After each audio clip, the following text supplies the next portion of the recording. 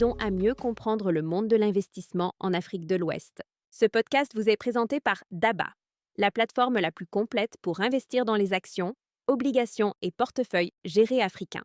Vous pouvez télécharger l'application DABA sur vos stores Google et Apple préférés. Malgré un marché globalement en baisse la semaine dernière, plusieurs actions ont affiché des gains spectaculaires, offrant des perspectives intéressantes pour les investisseurs attentifs. Nous allons passer en revue les grands gagnants de la semaine, l'évolution des indices clés de la BRVM, ainsi que ce qu'il faut retenir du marché obligataire.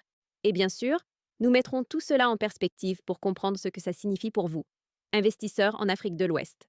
Commençons avec les performances individuelles. La star incontestée de cette semaine est Safka CI. Le titre a progressé de plus de 31,40% pour atteindre 1130 francs CFA. Pour ceux qui découvrent ce marché, Safka est une entreprise spécialisée dans l'agro-industrie, un secteur qui peut bénéficier de la demande locale et régionale en produits alimentaires transformés. Une telle hausse en quelques jours est rare et reflète probablement un regain d'intérêt ou des anticipations positives sur ses perspectives. Pour les investisseurs, cela montre que certaines valeurs moins liquides peuvent connaître des mouvements rapides quand le marché réagit à une information ou à une tendance sectorielle. Juste derrière, on retrouve Vivo Energy Côte d'Ivoire avec une hausse de 9,66%, clôturant à 1135 francs CFA. Vivo Energy, distributeur de carburant et de lubrifiants, bénéficie sans doute des anticipations liées à l'évolution des prix des matières premières et à la reprise de la consommation. Dans un contexte où le pétrole reste un facteur clé de l'économie régionale, ce genre de performance attire naturellement l'attention. En troisième position parmi les gagnants, Bank of Africa Mali, qui gagne 8,26% pour finir à 3 670 francs CFA. Cette progression s'inscrit dans une tendance plus large où les valeurs bancaires de la région profitent d'un environnement de taux et d'une dynamique de crédit favorable. Pour les investisseurs qui suivent le secteur bancaire ou qui cherchent à s'exposer à la croissance économique de la zone UEMOA, c'est un signal intéressant. Mais tout n'a pas été positif cette semaine. Le marché global a reculé. L'indice BRVM Composite, qui regroupe l'ensemble des valeurs cotées, a terminé en baisse de 0,44% à 311,72 points. L'indice BRVM 30, qui suit les 30 valeurs les plus échangées, a perdu 0,48% pour s'établir à 150,76 points. Enfin, l'indice BRVM Prestige, focalisé sur les titres à forte capitalisation, a cédé 1,05% à 127,91 points. Que signifient ces chiffres pour vous? Un recul généralisé des indices, même modéré, peut indiquer que le marché traverse une phase de consolidation. Cela veut dire que, même si certaines actions performent très bien, d'autres subissent des pressions, souvent liées à des résultats décevants, à des prises de bénéfices après des hausses passées ou à des facteurs macroéconomiques. Pour un investisseur, c'est un rappel que la diversification reste essentielle. Miser sur plusieurs secteurs et types d'actifs permet de lisser les variations de portefeuille. Du côté des perdants, Cetao Côte d'Ivoire a enregistré la plus forte baisse, avec un recul de 7,56% à 550 francs CFA. Malgré une performance annuelle encore positive de plus 22,22%, l'entreprise souffre de résultats jugés insuffisants par le marché et peine à rassurer sur sa capacité à redresser la situation. C'est un exemple classique d'une valeur qui, malgré un bon parcours sur l'année, peut être fragilisée par des nouvelles récentes ou des doutes sur sa stratégie. La compagnie ivoirienne d'électricité, CIE Côte d'Ivoire, recule de 6,52% à 2150 francs CFA, en partie à cause du détachement d'un dividende de 180 francs CFA et d'un regain d'intérêt lié à un prix jugé attractif. Ce genre de mouvement technique est courant. Après le versement d'un dividende, le cours s'ajuste mécaniquement à la baisse, mais cela peut aussi représenter une opportunité d'achat si les fondamentaux restent solides.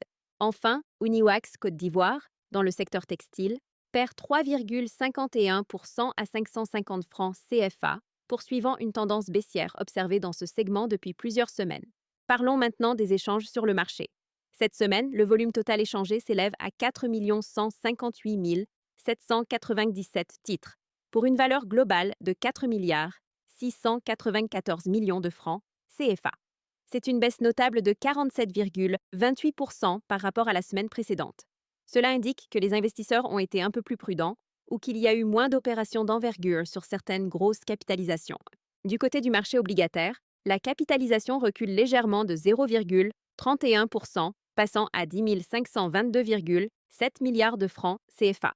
l'activité reste modérée, avec 17 005 obligations échangées pour un montant total de 87 891 000 francs CFA.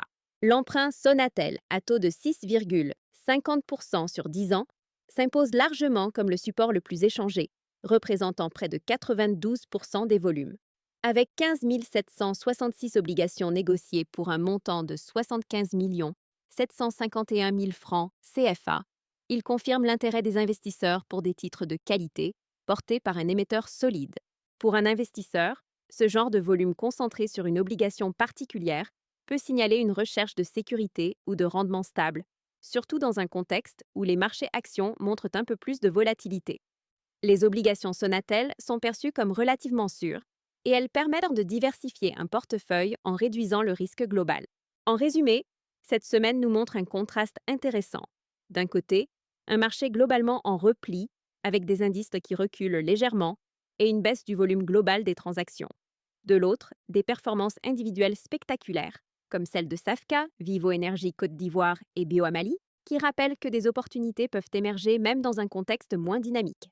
Pour la semaine à venir, nous observons quelques signaux à surveiller de près. Certains titres ayant corrigé pourraient en susciter un retour d'intérêt si les investisseurs estiment que la baisse a été excessive.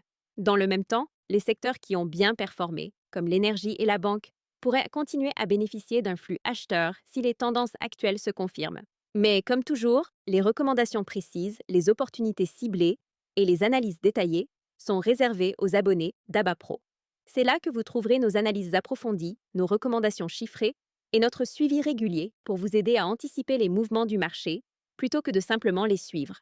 Pour recevoir des recommandations chaque semaine, profiter d'analyses exclusives et réduire vos frais d'investissement, abonnez-vous à DABA Pro. Avec DABA Pro, vous ne suivez pas simplement les marchés. Vous les devancez. C'est tout pour cet épisode. Merci d'avoir écouté le podcast Parlons Marché. On se retrouve demain pour un nouveau résumé. Si cet épisode vous a plu, laissez-nous une note, abonnez-vous et partagez autour de vous. Petit rappel, ces informations sont à but éducatif uniquement. Faites toujours vos propres recherches ou consultez un conseiller financier avant toute décision d'investissement. Et téléchargez l'application DABA pour commencer à investir dans les actions, obligations et portefeuilles gérés africains et accéder à d'autres contenus utiles. D'ici là, continuez d'apprendre et de faire croître votre intelligence financière.